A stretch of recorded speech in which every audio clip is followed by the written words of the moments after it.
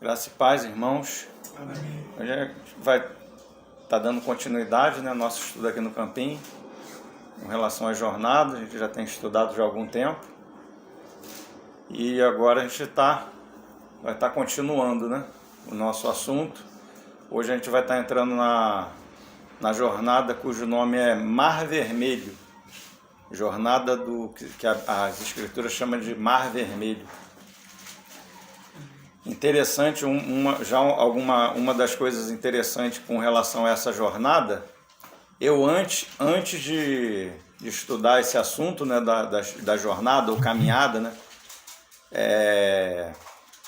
se você me perguntasse assim para mim, né, quando foi que aconteceu com o povo de Israel a travessia do Mar Vermelho? Em que jornada foi? Porque cada jornada a gente sabe que tem um nome. Se você me perguntasse, eu falaria para você, foi na jornada do Mar Vermelho. Mas não foi. Essa jornada que a gente vai estudar hoje, que ela tem o nome de Mar Vermelho, ela é posterior à da travessia do Mar Vermelho. Mas ela se chama Mar Vermelho, né? Então, primeiramente, para a gente estar entendendo um pouquinho, né, eu vou estar falando um pouco com relação a esse nome, Mar Vermelho, né, que é o nome da nossa jornada. E a questão do nome lá da outra jornada, que é justamente a travessia do Mar Vermelho, que se chama Pi-Hairote. É da jornada onde aconteceu a travessia do Mar Vermelho, o nome dessa jornada é Pi-Hairote, que é justamente onde a gente sabe que é uma alegoria do batismo nas águas, né? Os irmãos, né, que estão participando do estudo participaram do estudo e a gente viu que a travessia do Mar Vermelho ela é uma alegoria do batismo nas águas, né? E esse nome Pi-Hairote, ele é traduzido no hebraico, no original, né, que se chama, eles dão um nome de texto massorético, né, que é o texto em hebraico original.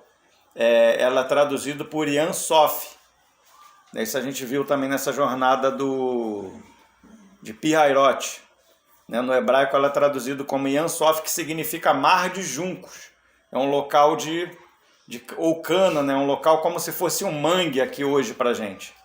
Então a gente vai perceber que no tempo do decorrer das histórias, esse mar mudou algumas vezes de nome.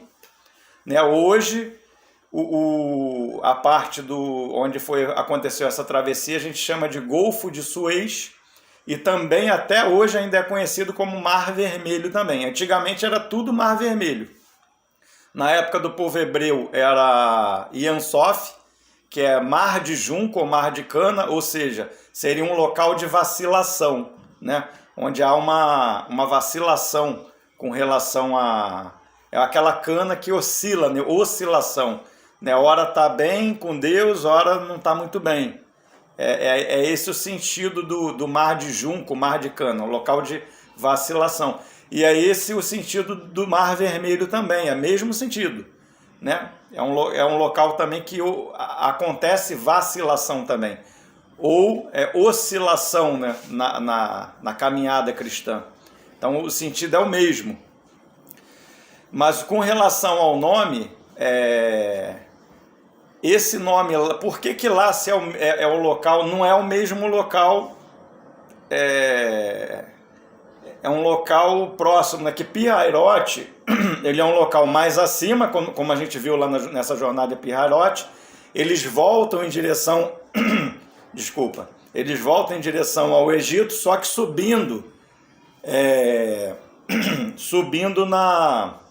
pela fronteira. Eles não entram de novo no Egito, mas é um local de fronteira, né?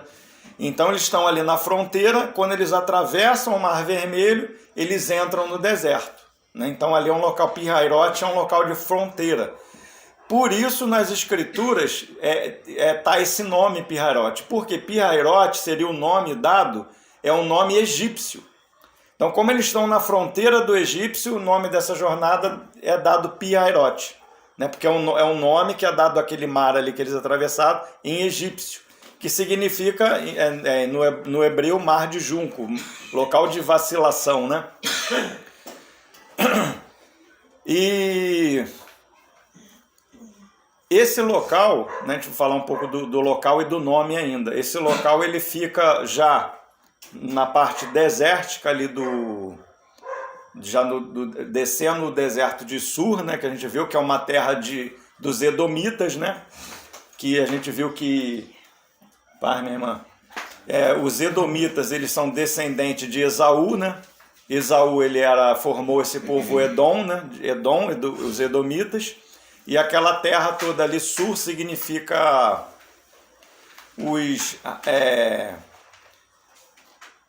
aquele povo que peregrinava ali, né, que os pastores edomitas, né, que apacentavam os rebanhos dele ali naquela localidade ali.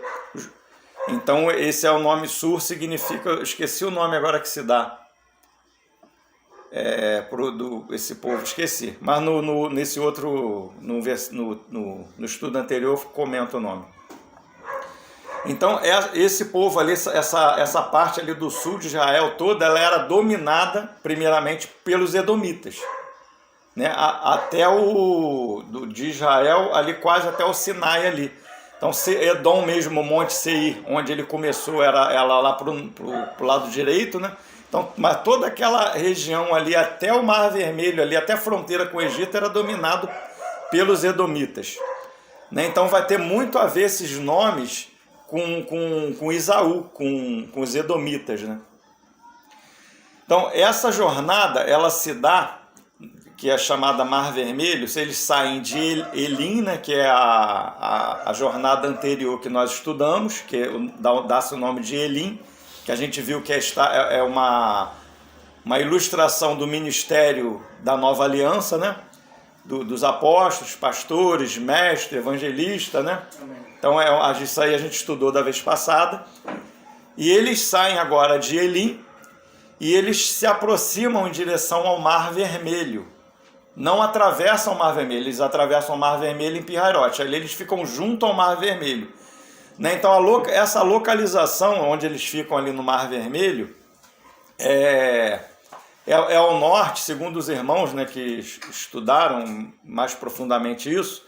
Essa região ela fica ao norte da Etiópia, que também na Septuaginta, quando traduziram o grego, o hebraico para o grego, na Septuaginta, que foi traduzido do hebraico para o grego, as 70, né, creio que os irmãos conhecem essa história, na época do que a Grécia dominou, né, que os gregos dominaram, né? E no grego eles mudaram o nome para Talas Eritran, que significa também Mar da Eritreia. Então diz que lá ao norte da Etiópia até hoje existe um país lá com o nome desse país é Eritreia.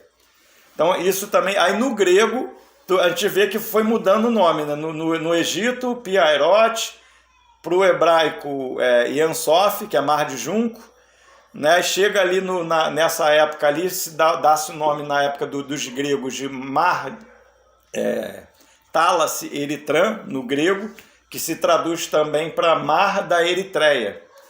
E existe o nome também de Mar de Edom, nessa região, Mar de Edom, que é daí que vem o nome de Mar Vermelho, porque Edom significa vermelho, que Esaú ele era avermelhado, ele era ruivo, né? Então é daí que vem o nome Mar Vermelho, né? Esaú ele era Edom, né? Ele era ruivo, e por isso foi chamado de Edom, né? Os edomitas eles eram avermelhados, né?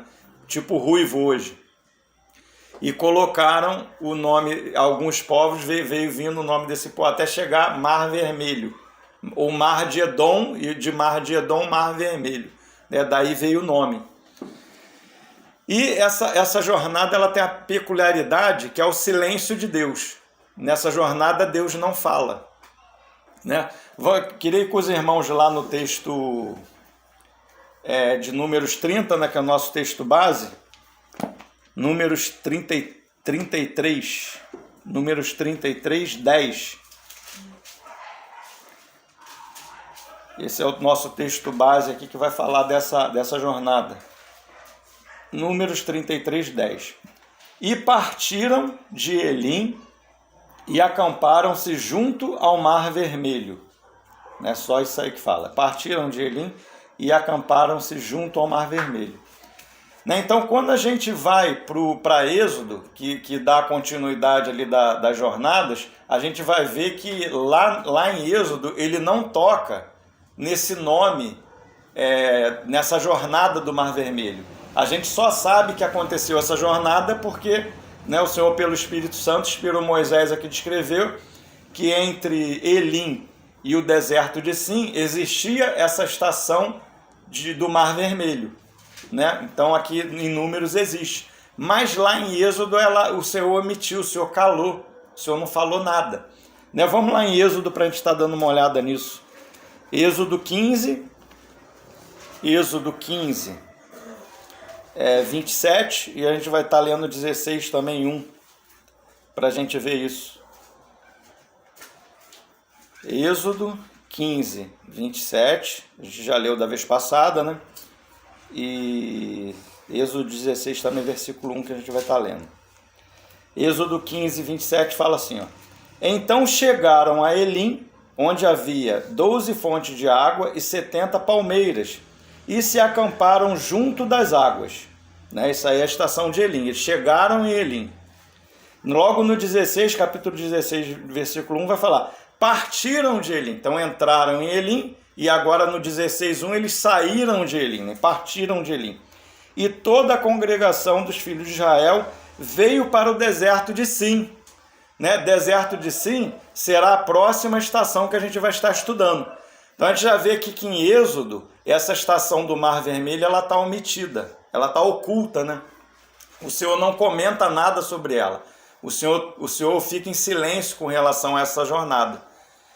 Mas a gente só sabe que ela aconteceu quando a gente vê lá em Números, né, que são a sequência da jornada. A gente vê que entre Elim e entre Sim aconteceu uma estação, né, que é essa estação do Mar Vermelho.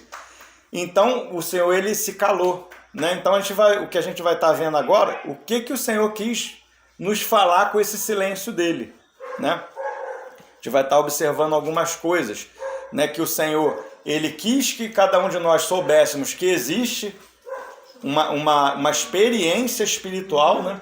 Está falando de uma experiência espiritual entre Elim e o deserto de Sim, mas o Senhor não quis falar muito sobre ela. Né? Uma das primeiras lições que a gente vê aí é que, quando a gente vê aqui em Êxodo 16:1, é que a vontade do Senhor, né? O Senhor colocou a sua vontade pelo Espírito Santo, que a vontade dele, que quando nós saiamos de Elim, é que nós cheguemos logo em Sim. Então essa jornada do Mar Vermelho foi uma jornada rápida, praticamente uma noite só. Eles chegaram lá, durou, vamos dizer, um dia, né? Mas entre chegar lá, passaram uma noite e de manhã já saíram. Então foi uma jornada que passaram rápido. Né? Então, o primeiro ensinamento que a gente tem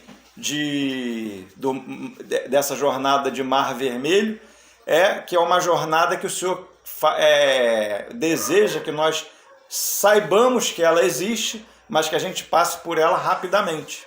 Né? Então, ela fica entre Elim e ela fica entre o deserto de Sim.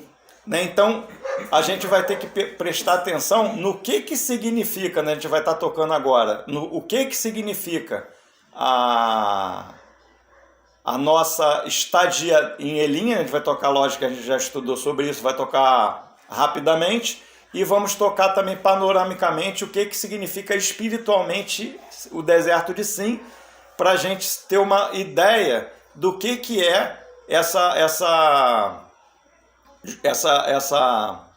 experiência espiritual do Mar Vermelho, né? Para a gente ter uma ideia. Então a gente já sabe que a experiência espiritual de Elim é você estar debaixo, né, do ministério da nova aliança, dos irmãos, do cuidado dos irmãos, né, dos apóstolos, do pastoreio dos irmãos, né, dos mestres, né, dos irmãos, do cuidado dos irmãos. Os irmãos, a Bíblia fala que o Senhor ele deu homens dons para a igreja, né, como esses irmãos são como presente de Deus para a igreja. Amém.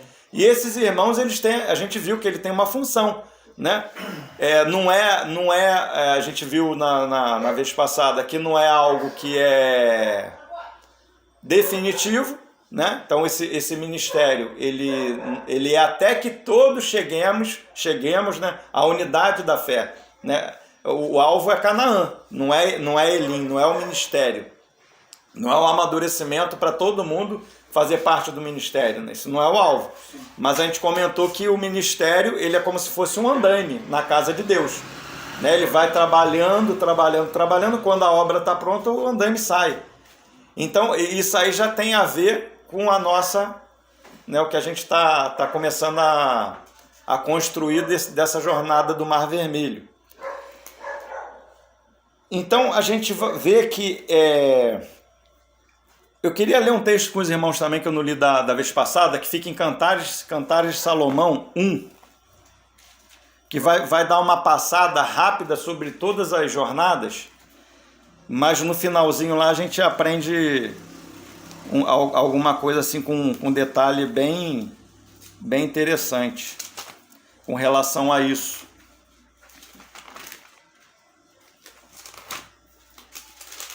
Cantares 1. A gente vai ver do 1 até o 8. Nós só vamos passar panoramicamente, né? A gente vai ficar mais lá no 8 lá. A gente vai meditar um pouquinho mais no versículo 8. Cantares de Salomão, capítulo 1, do versículo 1 até o 8. Então fala assim, ó. Beija-me com os beijos da tua boca. Então a gente já vê que está falando de intimidade com o Senhor, né? Está falando daquele primeiro amor, quando a gente, né, começa a caminhar com o Senhor, né? Aquele desejo de estar com o Senhor, de desfrutar do Senhor, o primeiro amor pelo Senhor, né? Beija-me, a intimidade com o Senhor, né? Beija-me com os beijos da tua boca, porque melhor é o teu amor do que o vinho, suave é o aroma dos seus ungüentos. Com unguento derramado é o teu nome. Por isso as donzelas te amam. Agora 4. Leva-me após ti, apressemo-nos, ó rei, me conduziu nas suas recâmaras. Leva-me após ti. Em algumas versões fala, e correremos após ti, né? Isso aqui já está falando de Sucote, né? Esse versículo aqui ele equivale a Sucote. A gente viver aqui, mas como se nós não fôssemos daqui, né? Que a gente estudou de Sucote, né? Leva-me após ti. A gente está indo após o Senhor, não somos daqui. Somos peregrinos aqui, né? O nosso alvo é o Senhor. Então, esse versículo aqui é Sucote. Correremos após ti, né? Não temos morada fixa aqui nesse mundo. Em ti nos regozijaremos e nos alegraremos. Do teu amor nos lembraremos mais do que o vinho. Não é sem razão que te amam. 5. Eu estou morena e formosa, ó filhas de Jerusalém, como as tendas de Quedar, como as cortinas de Salomão. Então essa aqui já está falando de Pirairote, né? Então aqui a gente viu esse morena aqui, quer dizer que tem algum pecado ali, né? Esse morena queimada do sol, né? Tá falando do pecado. Com as cortinas, então isso é Pirairote, tá ali, né? Agora o Senhor vai passar pelas águas do Mar Vermelho, vai tratar com o pecado, né? E vai chegar do outro lado. Não olheis para eu estar morena, né? Isso é Pirairote. Né? É uma estação que necessita de arrependimento, né? Você tem que se arrepender. O Senhor está tratando com nossa velha natureza, né? É um tratamento também da nossa rebelião. Essas primeiras jornadas, o Senhor trata com a questão muito não só nessas, nas outras também. A gente vai ver nas outras que o Senhor trata também. Mas nessa a gente vai ver, já vê o Senhor tratando com a rebelião do homem, né? Não olheis por eu estar morena, porque o sol me queimou, né? Que está falando do pecado. Os filhos de minha mãe se indignaram contra mim, Etan. Então a gente vê os filhos de minha mãe, a parentela. Então problema com a parentela, Etan. Já estamos nessa jornada. E me puseram por guarda de vinhas. A vinha, porém, que me pertence, não aguardei. Então Etan, tá? Tu vê que está em lugar de amargura, né? Etan é com a parentela. A gente vai entrar agora em Mara. Mara, que é a amargura. 7. Dize-me, ó amado de minha alma, onde apacentar o teu rebanho? Onde apacentas o teu rebanho? Onde fazes repousar pelo meio-dia, para que não andes eu vagando, junto ao rebanho dos teus companheiros? Então a gente vê aqui que ela está em Mara, ela está em angústia. Por quê? Porque ela está apacentando sozinha. Está em individualismo. Ela está em individualismo. Então ela está perguntando para o Senhor aonde que ela vai apacentar. Às vezes, será que a gente já viu algum irmão falando isso? No nosso meio ou na nossa caminhada alguma vez? Irmãos, sou eu e Deus. Eu e Deus, Deus e eu, irmão, a gente não consideram os irmãos. Sou eu e Deus. Às vezes é comum a gente ver isso, não é isso? Irmão, sou eu com Deus, eu sou livre, irmão. Esse é um pouco do nosso assunto de hoje. Então, e essa era a situação aqui um pouco da sunamita, né? Para que eu não ande vagando, ela está falando que ela está vagando, está apacentando já está num nível, né? Mas ela está vagando, ela está sozinha, ela está em rebelião. E agora o Senhor vai dar, agora ela pergunta para o Senhor, que é só ela e Deus, ela não está considerando os irmãos, né? Então ela está em amargura. Então agora ela está perguntando isso para o Senhor, que é ela o Senhor e ela não ouve os irmãos. Então agora o Senhor vai dar uma direção a ela aqui no 8. Se tu não sabes, ó mais formosa entre as mulheres. Então o Senhor vai falar com ela com todo o amor, né? Ainda que ela está em rebelião, está no individualismo, né? Não considera o corpo, não considera os irmãos, mas mesmo assim o Senhor fala com ela com todo o amor. Ó mais formosa entre as mulheres, sai-te pelas pisadas do rebanho e apacenta os teus cabritos junto às tendas dos pastores. Então agora o Senhor mostra para ela Elim. O que o Senhor está mostrando para ela que é justamente Elim, é o ministério. Por que andas sozinha? Por que você está aí, como ela fala aqui, vagando? Está vagando, está andando sozinha. E o Senhor não quer que ande sozinho, o Senhor quer que ande na comunhão. O Senhor mostra a pegada das ovelhas. Sai-te pela pegada das ovelhas. O Senhor está mostrando Elim para ela. É ali que os pastores estão apacentando. Está mostrando o ministério para ela. Então, vamos voltar lá para Êxodo.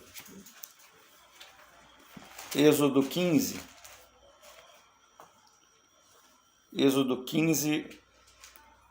E Êxodo 15, os dois versículos que a gente leu, Êxodo 15, 27 e Êxodo 16, 1. Êxodo 15, 17 fala assim, chegaram a Elim. E Êxodo 16, 1 fala assim, partiram de Elim. Então eles chegaram em Elim e partiram de Elim. A gente sabe que chegar a Elim é você estar debaixo do ministério, do cuidado do ministério, não é isso? Quem estudou? Você está nos cuidados do ministério. É um tempo, de refrigério ali, de fortalecimento, porque depois você vai prosseguir pelo deserto. Então, esse é o sentido de Elim, você se fortalecer com cuidado dos irmãos, com o alimento dos irmãos, com o apacentamento, com o pasto, com a palavra. Então você vai se fortalecer ali, que depois tem uma caminhada à tua frente.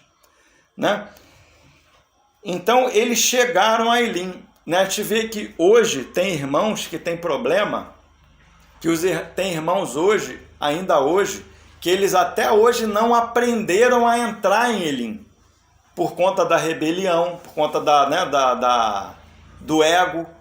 Então existe uma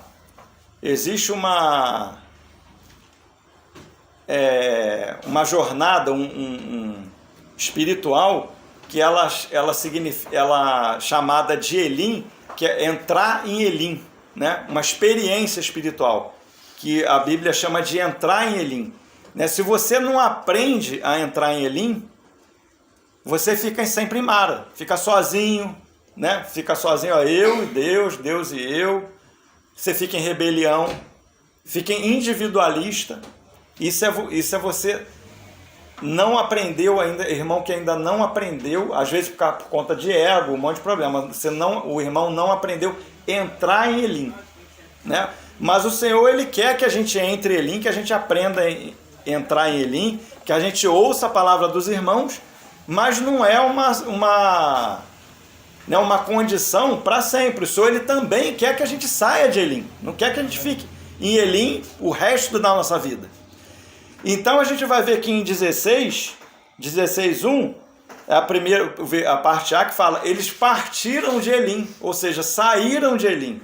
Né? O Senhor deseja também que a gente saia de Elim. Mas o Senhor, Ele quer que a gente saia de Elim, mas que a gente chegue no deserto de Sim e siga até Canaã, né? Então a gente também tem que aprender, para a gente chegar em Sim, no deserto de Sim, a gente tem que aprender a sair de Elim, né?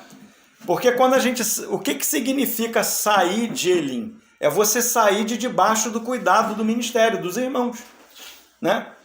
Você saiu debaixo do cuidado dos irmãos, agora você vai avançar. Então em Elim você estava debaixo do cuidado dos irmãos, você tinha o alimento, você tinha o pastoreio, o apacentamento, né? Você estava sendo fortalecido ali pelo ministério dos irmãos ali. E agora você saiu de Elim, mas você ainda não chegou no deserto de Sim.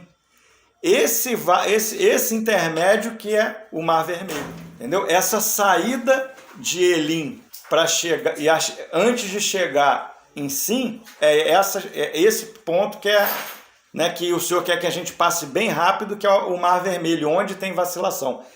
Né? Então a gente já viu que está em Elim, você está debaixo do ministério dos irmãos. E Sim, deserto de Sim, é onde o povo, eles aprendem a colher o maná sozinho, se alimentar sozinho. Entende? A gente também depois, a gente não vai entrar só panoramicamente, no outro estudo da outra jornada, a gente vai entrar com mais detalhe nessa jornada do deserto de Sim. Mas é nessa jornada de Sim que existe lá, o Senhor, ele começa a cair pão do céu, né? E eles começam a colher o maná diário, né? Se alimentar por conta própria. Né? Então eles saem de Elim, né?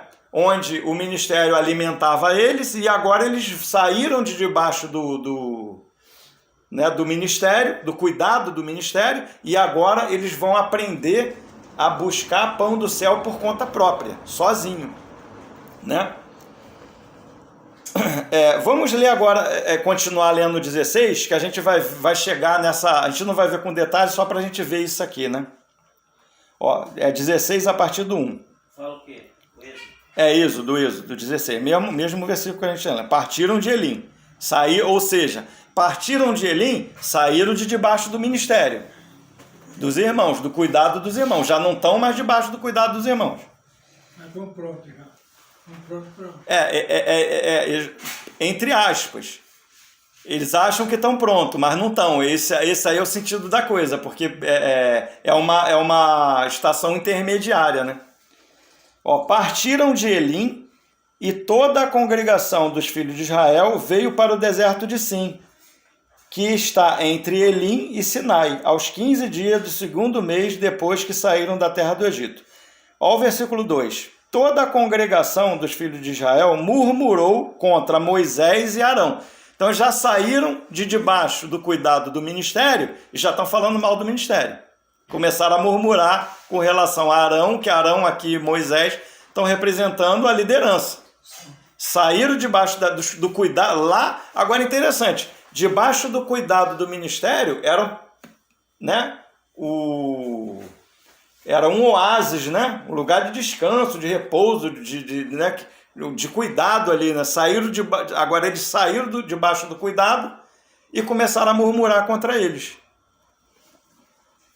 Murmurou contra Moisés e Arão no deserto. Disseram-lhe os filhos de Israel: quem nos dera tivéssemos morrido pela mão do Senhor na terra do Egito, quando estávamos sentados junto às panelas de carne e comíamos pão a fartar.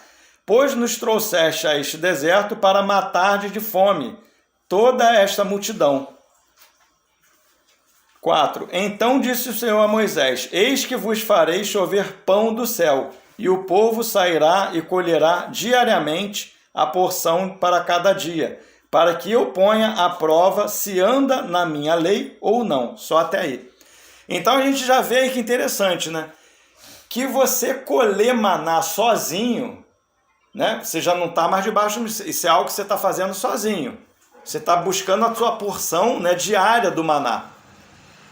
Você já não está mais na dependência total do ministério, né? Então a gente já vê aqui que é uma condição que o Senhor está provando. Farei chover pão do céu, né? E ele vai falar: eis que vos farei chover pão do céu, e o povo sairá e colherá diariamente a porção de cada dia, para que eu ponha à prova se anda na minha lei ou não. A gente já vê que isso é uma condição de prova.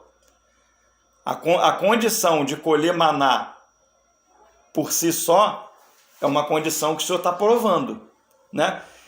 Então, o que acontece? Quando a gente sai de debaixo do cuidado dos irmãos, que a gente começa a avançar, essa condição é uma condição da adolescência espiritual, né? Então, essas 6 primeiras jornadas que a gente leu, são 6 jornadas que elas falam da infância espiritual.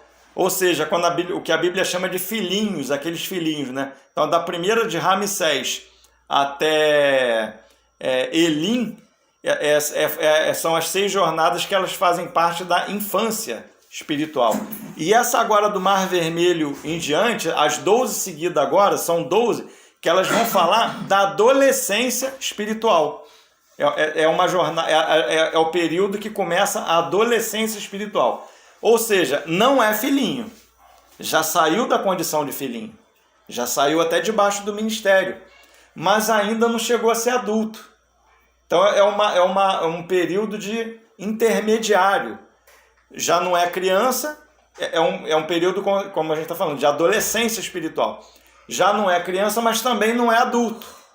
Ora age como adulto, mas ora age como criança. Às vezes acha que o pai está errado, né? Não é assim? Acha que sabe mais que o pai, quer fazer as coisas sozinho, não é assim? Às vezes, não, eu vou fazer sozinho, pô, não vou nem falar para o meu pai isso, que se eu falar, meu pai vai proibir, não é assim?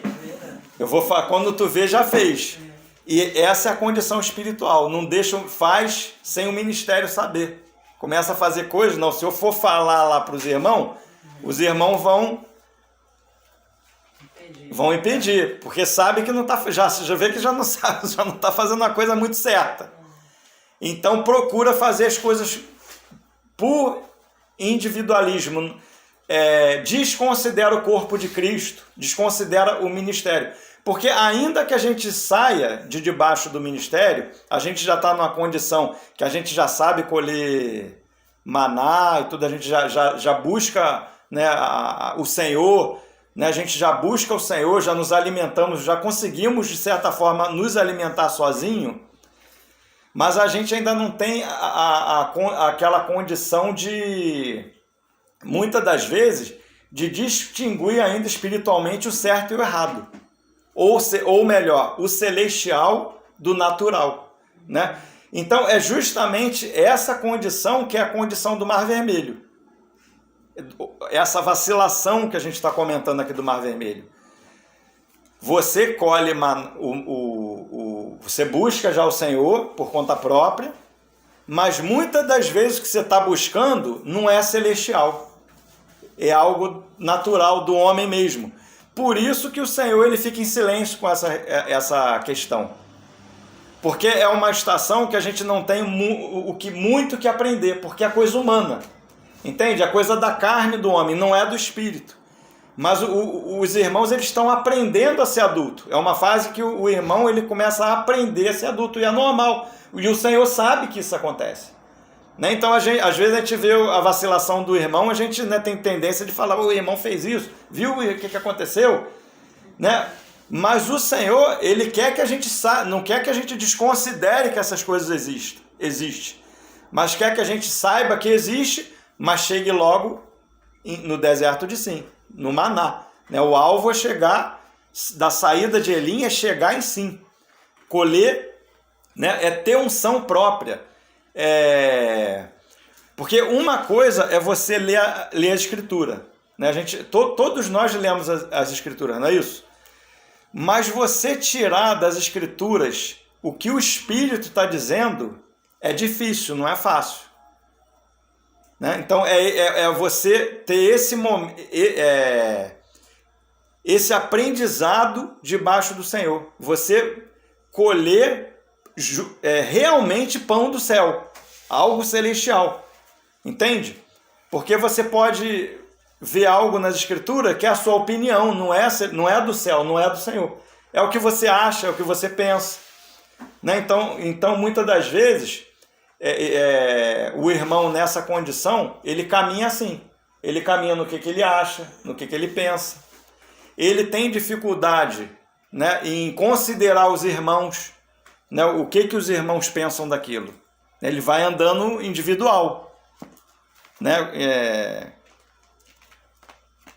Com individualismo, né? Ele não considera o encabeçamento do Senhor, não considera, porque o ministério, ainda que a gente saia debaixo do ministério, mas o ministério ele continua para o resto da nossa vida, né? A gente sempre tem que ser apacentado por alguém, né? Então a gente está no corpo de Cristo junto com os irmãos têm a liberdade de falar assim, poxa, Cláudio, isso aí que você está falando agora aí, não é bem assim, não. Né? Se o irmão tem um entendimento, os irmãos têm essa liberdade. Né? Oi? Se expressar. Os irmãos têm a liberdade de se expressar. E se o irmão tem do Senhor, aquela porção ali, vê que aquilo dali não é do Espírito, que não é daquele jeito, os irmãos têm a liberdade. Né? Poxa, irmão Cláudio, eu já vi até uma vez o irmão Dino sendo corrigido, ele falou, poxa, irmão, obrigado porque você me corrigiu. Né? Você ter essa humildade. A gente vê aqui, né, queria ver com os irmãos, Gálatas 1, 18, 19.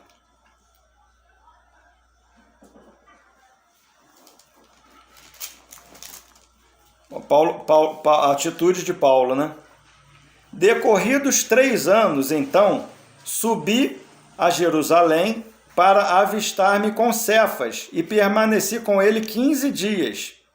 E não vi outros apóstolos, senão Tiago, o irmão do Senhor.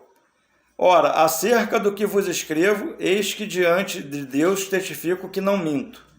Depois fui para as regiões da Síria e da Cilícia. Gálatas 2, 1, 2 e o 9.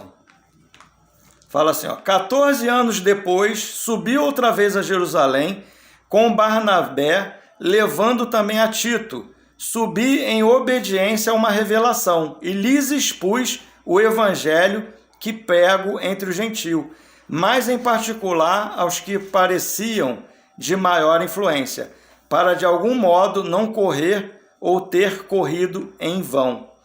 Né? A gente vê que é interessante, né? Esses versículos aqui. Paulo, ele está dizendo aqui que ele foi com Barnabé para Jerusalém para expor para os apóstolos que ele estava pregando, para os irmãos analisar, estava pedindo conselho para os irmãos. Né? Ele chegou lá, olha, expôs o evangelho e depois a gente vai ver no 9, né? Versículo 9.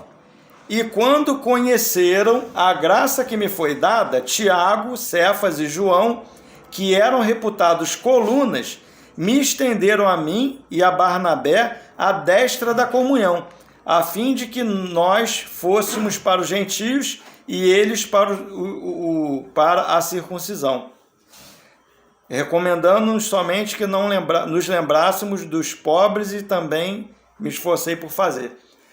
Né? Então a gente vê aqui, né, que depois que Paulo expôs o que ele pregava para os gentios, os apóstolos deram a destra de comunhão para ele. Amém.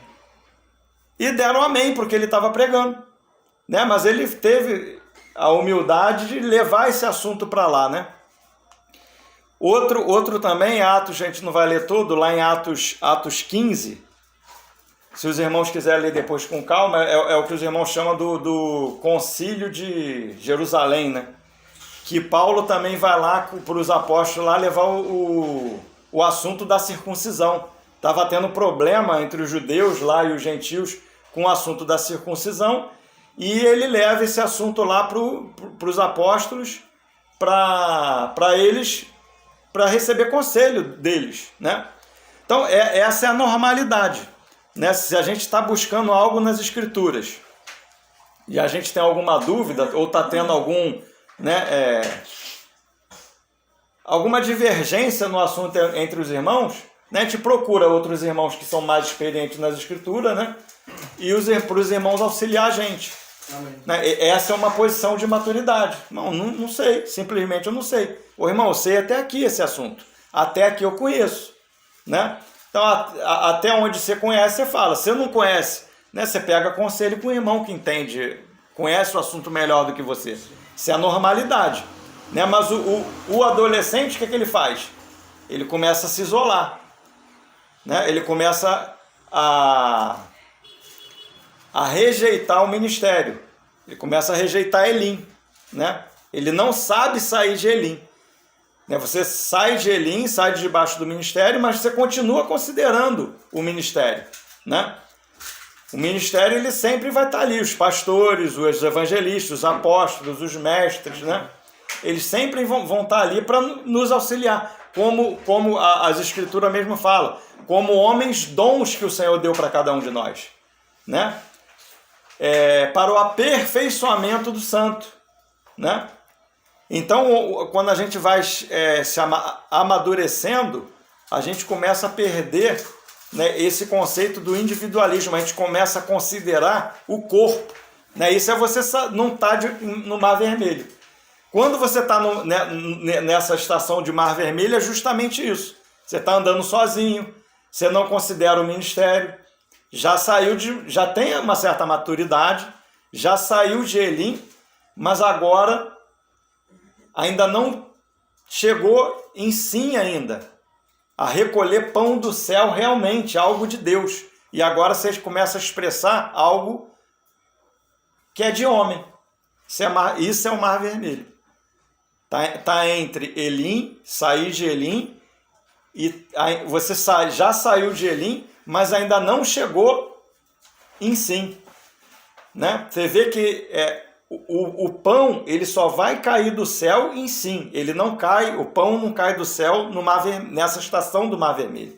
Né? Então é justamente essa estação do Mar Vermelho, é o local que já saiu de Elim, já saiu de debaixo do ministério, mas ainda não chegou em si, que é onde tem o pão do céu realmente.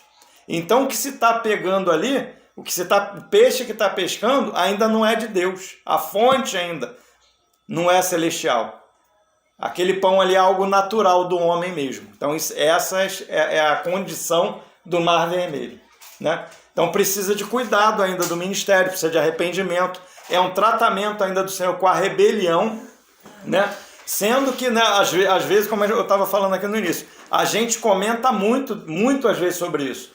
Mas pela vontade de Deus, acho que não é que a gente ignore isso, que a gente tenha conhecimento que isso existe, mas que a gente passe mais rápido possível dessa estação e chegue assim a colher pão que seja realmente do céu.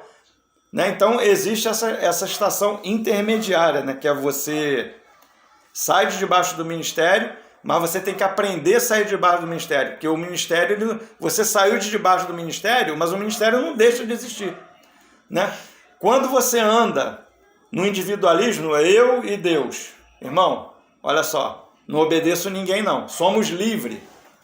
Né? Quando a Bíblia fala que nós somos, a Bíblia fala que ele nos libertou, não é isso?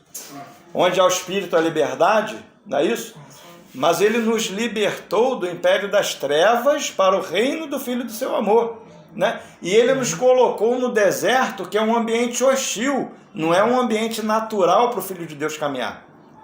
Né? O deserto ele é um ambiente, a gente fala do habitat natural. Né? Todo ser ele tem um habitat natural. Você pega um peixe, você tira da água, não vai ter problema. Então, tudo que Deus criou tem o seu habitat natural. Então, nós, como quando a gente aprende Sukkot, somos peregrinos nesse mundo, não somos daqui. Então significa, quando o Senhor fala essa alegoria desse mundo como deserto, é que é um local que não é o nosso local, o nosso habitat natural, é um local hostil, não é o nosso local. Não, então, para a gente caminhar nesse ambiente, que é um ambiente espiritual, a gente tem que estar debaixo do Espírito, né? A gente tem que andar debaixo da nuvem, né? Da coluna de fogo e da nuvem, né? E existe esse período que o Senhor nos coloca debaixo do ministério, para que o ministério venha nos auxiliar nessa caminhada, né? Então existe um período também que a gente já está apto. O Senhor, ele começa a tirar os andaimes. Agora a gente tem que aprender a andar sozinho.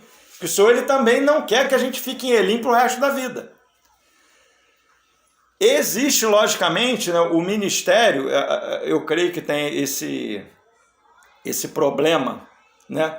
O ministério que Deus deu, ele é um ministério que ele foi feito por Deus para que ele seja bênção nas nossas vidas, né? Para que ele não seja... Deus não é algo permanente, não é isso? O alvo é Canaã, não é Elim, não é o ministério que é o alvo, né? Elim a gente já viu que é um andaime, mas às vezes a gente gosta tanto, isso aí é uma debilidade também, que precisa ser tratada. A gente gosta tanto da nossa função, né? Poxa, eu estou ensinando aqui na Praça Seca, agora de repente o Eduardo chegou aqui, eu vou ficar embarreirando o irmão, não vou deixar o irmão, mas esse é um problema, né? Isso aí você está... É justamente um dos problemas que a gente impede as novas gerações de vir. Oi? Como exemplo de outros, né? Impede as novas gerações de vir, entendeu? Então, o espírito é que você, né? O ministério, ele é para o aperfeiçoamento do santo, para o seu serviço, para que os irmãos funcionem, né? E os irmãos, eles têm que avançar também, né? Os irmãos, eles não podem ficar o resto da vida debaixo do ministério. Então, os irmãos, eles têm que crescer. A normalidade é essa. Então, os irmãos também têm que querer crescer, né? Tem que ter esse sentimento de querer amadurecer no Senhor, de avançar, de buscar maná sozinho, por si só, pedir auxílio aos irmãos, e os irmãos também têm que estar... Né? E os irmãos têm que ter a consciência que nem sempre também o que eles estão colhendo é celestial. Pedir conselho aos irmãos.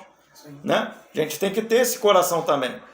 Não, eu sou agora, já sei me virar sozinho, né? E agora, já que os irmãos não concordam muito comigo, por isso que acontece às vezes, o irmão sai, né, e abre outro ministério, o ministério dele mesmo, né, individual dele, o que ele pensa.